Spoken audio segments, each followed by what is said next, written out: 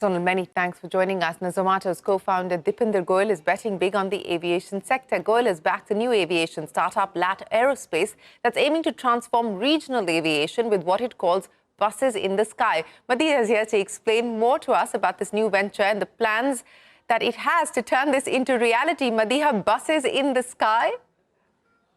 Yes, buses in the skies. Well, we have talked about air taxis, the electric vertical takeoff and landing machines, a helicopter-like model that aims to beat urban traffic and help people with daily commute. We have some Indian startups who are developing air taxis, but those are still in the works. Some have their prototypes ready and are conducting tests. The government is yet to finalize the rules for air taxis. But Lat Aerospace, in which Deepinder Goyal has invested, has a different pitch. The startup is talking about buses in the sky, as you mentioned, that will connect smaller cities where people mostly depend on road and trains to commute, which consumes several hours or sometimes days. Now, India already has a regional connectivity scheme where airlines use smaller jets up to 80-seater to connect Indian cities like Indigo, SpiceJet and Alliance Air operate regional flights. Then Star Air, Fly 91 are some regional players. Then we also have helicopters that can carry up to 6 people from one city to another. But Lat Aerospace is building a system designed from scratch. In a social media post, a Lat Aerospace co-founder Surbhi Das has talked about building a 12 to 24-seater hybrid short takeoff and landing aircraft that will operate from air stops. Now that sounds like bus stops, which will be no bigger than a parking lot. Built closer to where people actually live, which means residential areas. It will have no security lines or baggage belts, and people will just walk in and fly.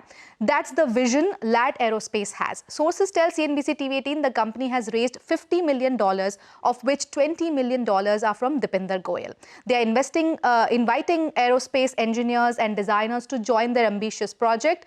In fact, Deepinder Goyal in a post has promised to match or exceed on-campus offers to attract engineering graduates. He also offered ESOPs to those joining the project as the founding team.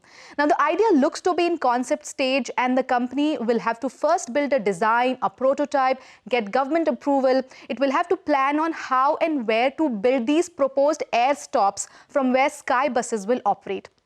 A key question is how it will use the existing airstrips, and will the government come up with new rules for this kind of model? It's a promising project that could revolutionize air travel, but building it from scratch means it will take longer to take shape.